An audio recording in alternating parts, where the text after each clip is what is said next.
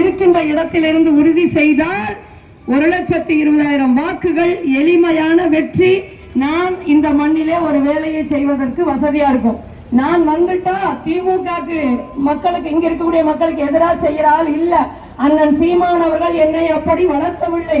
இந்த மண்ணின் மக்களுக்காக ஒட்டுமொத்த சிக்கலை தீர்க்கின்ற ஆளாகத்தான் நிறுத்தியிருக்கார்.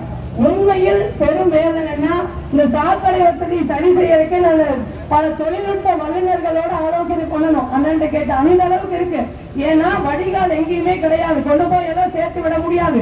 இதை விட கூடுதலா பாதாள சாக்கடை திட்டம், இங்க சாக்கடையே நிரம்பி வழியுது, இதுல பாதாள சாக்கடை திட்டம் உருவாக்கம். அந்த பாதாள சாக்கடையோட மூடி எப்படி இருக்கு தெரியுங்களா? சாலைக்கு மேல இருக்கு, இன்னொரு பக்கம் சாலைக்கு கீழே இருக்கு. விபத்துக்கள் அதனால ஏற்படுது. அப்ப இதற்கே நாங்கள் பெரிய திட்டத்தோடு வேலை செய்யறதா இருக்கு. அது மட்டும் இல்லாம காலிங்கராயன் உங்களுடைய முன்னவர் இந்த மேட்டாங்காட்டுல நெல் விளையல அப்படின்னு அவமானப்படுத்தியதற்காக இந்த மொத்த பகுதிகள், பல பகுதி, மொடக்குறிச்சி, ஈரோடு மேற்கு, பெருந்துறை, பவானி, இங்க ஈரோடு கிழக்கு, இந்த பகுதிகள் எல்லாம் விளை நிலமாக மாறணுங்கிறதுக்காக காலிங்கராயன் வாய்க்கால வெட்டினாரு. அட வீணா போனவங்கள திமுக அரசு என்ன பண்ணிக்குது? அந்த வாய்க்கால கூட சுத்தம் பண்ணி வைக்காம சாக்கடையா நிரம்பி வழியுது. கோழிக்கழிவுகள் மிதக்கிறது, சாக்கடை மிதக்கிறது, நெகிழி போத்தல்கள் மிதக்கிறது. மொத்தத்துக்கு சுற்றுச்சூழல் பாதிப்பா இருக்கு. அப்ப இதெல்லாம் மாற்ற வேண்டிய தேவை எங்களுக்கு இருக்கு. அது மட்டும் இல்லைங்க, இன்றைக்கு நம்மை ஆரோக்கியமாக வைத்திருப்பவர்கள் யார் என்றால் துப்புரவு பணியாளர்கள். அண்ணன் சீமான் அவர்கள் அந்த துப்புரவு பணியாளர்களை தூய்மை பொறியாளர்கள் என்று பெருமைப்படுத்துகின்றார். உண்மை இது திமுக வந்து செஞ்சிடுமா? திமுக அவர்களுக்கு அடிமையா வச்சுட்டு, இன்னும் சொல்ல போனா அதெல்லாம் குழு பணியாளர்கள், நிரந்தர பணி. ஆனா வேலை எல்லாம் ஒன்னா செய்யறாங்க. உங்களுக்கு அவங்களுக்கு அந்த குழு பணியாளர்களுக்கு பணி நிரந்தரம் பண்ணீங்கன்னா நீங்க வேலை வாங்கிக்குவீங்க. ஒரு 30 ஆண்டுகள் வேலை வாங்கிக்குவீங்க. ரொம்ப என்று சொல்லுது, நான் இன்னும் 2 வருஷத்துல ஓய்வு பெற்றுவேன், உனக்கு வேலையில போ, நிரந்தரம் இல்லைன்னா அவங்க எப்படி வாழ்வாதாரத்துக்கு போவாங்க? சிந்திக்கிறதுக்கு திறமை உண்டா? திறன் உண்டா? இல்ல நிக்க வச்சுக்கிற வேட்பாளருக்கு அந்த தகுதி இருக்கா? அவர் ஒரு தடவை பேச சொன்னாங்க, கால கொடுமையினால் நான் தமிழர, அதோட வாய மூடிட்டு போய் நீ தயவு செஞ்சு பேச வேண்டாங்க. இதுதான் நடந்தது. கால கொடுமை யாருக்கு? இங்க எந்த சிக்கலுமே தீர்க்கப்படல. ஆனா அவர் அதை கண்டுட்டாரானே இல்ல, தெரியாதவமா நிக்க வச்சுட்டாருன்னு நினைக்கிறேன். இப்படிப்பட்ட சிக்கலுக்குள்ள அவங்க மாட்டி முடிப்பாங்கன்னு தெரியல. ஆனால் கால கொடுமை அவர் சொன்னது மிகப்பெரிய தவறு. ஆனால் இந்த மண்ணில் லட்சிய உறுதியேற்று வந்து கொண்டிருக்கின்ற நாம் தமிழரை மக்கள் உணர்ந்து கொண்டார்கள். ஆகவே நாங்கள் அந்த வென்று விட்டால் என்ன செய்யறதுக்காக இப்பவே நான் துப்புரவு பொறியாளர்கள், தூய்மை பொறியாளர்களை சந்திக்கிறேன். மருத்துவமனையில் இருக்கக்கூடிய சிக்கலை கேட்கிறேன், சாலை வசதியில் இருக்கக்கூடிய சிக்கல்கள் கேட்கிறேன், மக்கள்கிட்ட கேட்கிறேன். எதற்காக என்றால் நம்ம வெற்றி பெற்று வந்து விட்டால் இவர்களை போல இருந்து விடக்கூடாது. மாற்றத்தை கொண்டு வரணும்னு செயல் திட்டத்தோடு இருக்கணுங்கிறதுக்காக தான் நான் வந்து இந்த களத்தில் இருக்கிறேன். இன்னும் சொல்ல போனா அவர்கள் வந்து ஒரு நோட்டை வச்சுட்டு ஊடு ஊடா அப்படி நகர்ந்து நகர்ந்து முட்டி முட்டி போயிட்டு இருக்காங்க. சொன்னார் சந்து வந்தெல்லாம் தெரியுமே. அப்பதான் நான் நினைச்சேன், சந்து வந்தெல்லாம் முட்டி போயிட்டு இருக்காங்க. இந்த சந்திரகுமார் சொன்னாரு, ஓ சந்து வந்தல போய் என்ன வேலை செய்வாங்களோ அந்த வேலையில இருந்து இவங்க செஞ்சுட்டு இருக்காங்க. ஆனால் இங்க நிற்கக்கூடிய தம்பிகளை பாருங்க, எல்லாமே பொறியாளர்கள், கல்லூரியில பேராசிரியர்கள், ஆசிரியர்கள் புலிக்கொடி ஏந்திட்டு கசகசன்னு கூட்டமா 10 கொடி இல்ல, ஒரே ஒரு புலிக்கொடி. என்னுடைய பாட்டன்ஸும் அந்த புலிக்கொடியை ஏந்தி கொண்டு வீடு வீடாக சென்று பண்போடு ஒரு முறை அதிகாரத்தை கொடுங்கள் என்று சொல்றாங்க. இன்னும் பாத்தீங்கன்னா பெண்கள் கூட, ஒவ்வொரு பெண்ணும் மிகப்பெரிய ஆற்றல் மிக்கவர்களாக நின்றுதான் இங்க வந்து வாக்கு கேட்கிறோம். இப்படித்தான் இருக்குது. நான் மக்களுக்கு சொல்வது என்றால், சிந்திச்சு நீங்க வாக்களிக்கணும். இங்க மஞ்சள் விளைஞ்ச ஈரோடு மண் இன்றைக்கு புற்றுநோயினால் பாதிக்கப்பட்டு பெரும் வேதனை. புற்றுநோயை தாண்டி இங்க எங்கேயும் மருத்துவமனைகளா இருக்கு. அந்த மருத்துவமனைகளை போனா கூட வசதி இல்லை. அரசு மருத்துவமனையில் இருப்பவர்கள் எல்லாம் தனியார் மருத்துவமனை முதலாளிகளாக இருக்கும் பொழுது அரசு மருத்துவமனை எப்படி சரியாக செயல்படும்? இதை கேட்பதற்கு திமுக அரசுக்கு தெம்பு திராணி இல்லை. ஆனா இதெல்லாம் மாற்ற வேண்டிய தேவை இருக்கிறது. இந்த மண்ணினுடைய தொழில்கள் கலக்கப்படணும். நெசவு தொழில் இன்னைக்கு ஜிஎஸ்டிங்கிற வரியினால அந்த தொழில் வந்து முடக்கப்படுகின்ற நிலை உருவாகிடுச்சு. ஆரம்பத்தில் இருக்கக்கூடிய அந்த தறி அவர்களுக்கான அடுத்த தொழில்நுட்ப வளர்ச்சி வரும்போது அந்த தொழில் செய்து கொண்டிருந்தவர்களை அந்த தொழில்நுட்பத்தை கற்றுக் கொடுத்து அதுக்கு வளர்த்தணும். ஆனால் அதை செய்தார்களா அப்படின்னா இல்ல. அப்ப அந்த மண் சார்ந்த தொழில்கள் செய்த அந்த நெசவாளர்கள் பாதிக்கப்பட்டு நிக்கிறாங்க. அது மட்டும் இல்லாம இந்த மாட்டு வண்டி, இந்த ஈரோட்டு மண்ணுக்கே பெருமை, அந்த நூல் மூட்டைகளை, துணி மூட்டைகளை தூக்கி கொண்டு போறது. அவர்கள் இன்னைக்கு அந்த வண்டியை இருக்கக்கூடாது அப்படின்னு அடுத்த கட்டத்துக்கு நகர்த்துறாங்க. அவர்களுடைய அந்த தொழில் பாரம்பரிய தொழில், அதை நம்ம காப்பாற்ற வேண்டிய தேவை இருக்கு. தூய்மை பணியாளர்களை, நம்ம பொறியாளர்களை காப்பாற்ற வேண்டிய தேவை இருக்கு. இந்த மண்ணில் உழைக்கின்ற மக்களை காப்பாற்ற வேண்டி இருக்கிறது. சால கிடப்பவரை நம்ம தூக்கி விட வேண்டிய தேவை இருக்கிறது. மண்ணுக்கான சிக்கல்களை போய் சட்டமன்றத்துல குரல் கொடுக்கணும். இதுவரைக்கும் கொடுத்தாரா? சரி, இதுக்கு முன்னால் இப்ப வேட்பாளராக நிக்கிற சந்திரகுமார் அவர்கள் போய் சட்டமன்றத்தில் என்னைக்காவது இந்த ஈரோட்டுல இந்த சிக்கலுக்கு ஏதோ ஒரே ஒரு சிக்கலுக்கு குரல் கொடுத்தாரா அப்படின்னா இல்ல.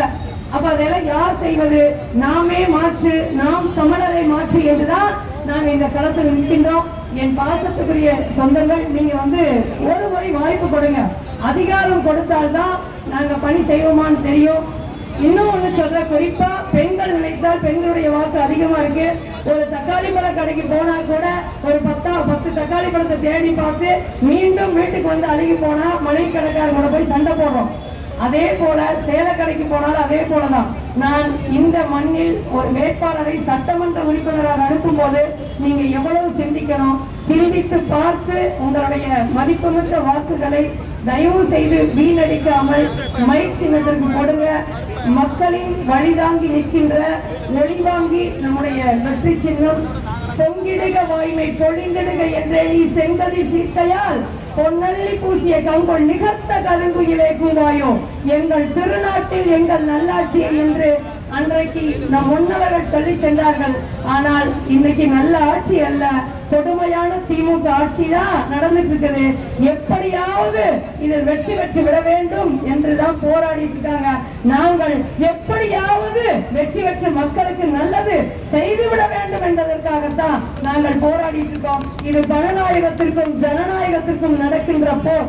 உண்மையில் பணநாயகம் வெல்லாது என்ற நம்பிக்கையோடு தான் களத்தளிக்கிறோம். ஒருவேளை அப்படி பணநாயகம் வென்றுவிட்டால் மீண்டும் நாங்கள் இன்னும் வலிமையாக போராட தயாராக இருக்கிறோமே வழிய ஒருபோதும் பின்வாங்கி நாங்கள் சென்று விட மாட்டோம். ஏனென்றால் நாங்கள் காசுக்காக கூட்டி வந்த கூட்டம் அல்ல. லட்சிய உறுதி ஏற்று, தத்துவத்தை ஏற்று, நாம் தமிழர் சித்தாந்தத்தை ஏற்று இங்க நிற்கக்கூடிய புலிப்படை பிரபாகரனுடைய தம்பிகளாக இந்த களத்தில் ஒவ்வொருத்தரும் நிற்கிறோம். ஆகவே என் பாசத்துக்குரிய மக்கள் சிந்திக்க தொடங்கிட்டீங்க, அது பெரும் மகிழ்ச்சி. ஆனால் அதிகாரம் பெறுவதற்கு இன்னும் கொஞ்சம் நீங்களும் கூடுதலாக வேலை செய்து உறவுகள், நண்பர்களை வாக்கு செலுத்தக்கூடிய மைக் சின்னத்திற்கு வாக்கு செலுத்தக்கூடியவங்களாக மாற்ற வேண்டும் என்று நான் தற்போது கேட்டுக்கிறேன். இன்னும் சிறிது நேரத்தில் அண்ணன் சீமான் அவர்கள் இங்கே பரப்புரை தொடங்குவாரு. நான் செல்லுகின்ற இடங்கள் எல்லாம் என்னோட வரக்கூடிய தம்பிகள் கடுமையான உழைப்பை செலுத்துறீங்க. இந்த இடத்துல நாம் தமிழர் கட்சியினுடைய வேட்பாளராக சீதாலட்சுமி நிற்கிறேன் என்றால் அது தனிப்பட்ட சீதாலட்சுமியினுடைய அடையாளம் அல்ல. உண்மையை சொல்லுங்க, நாம் தமிழருடைய அடையாளம், அண்ணன் சீமான் அவர்களுடைய அடையாளம், தலைவர் பிரபாகரனுடைய அடையாளம், ஒட்டுமொத்த தமிழ் தேசிய மக்களுடைய அடையாளமாகத்தான் இருக்கிறது. ஆகவே இந்த ஈரோட்டு மண்ணில் தமிழ் தேசியம் வெல்லணும். நேரடியான போட்டி, பணநாயகமா ஜனநாயகமா, தமிழரா திராவிடரா பாருங்க.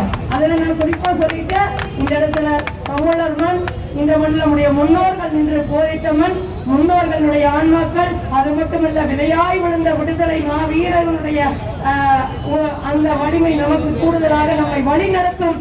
ஆகவே இந்த மண்ணில் நான் கேட்கின்றேன், இதை சாதாரணமாக அரசியலாக எடுத்து செல்லாதீர் அன்பு சொந்தங்களே. ஆங்காங்க போறவங்க காதில் என்னுடைய சொற்கள் விழும்.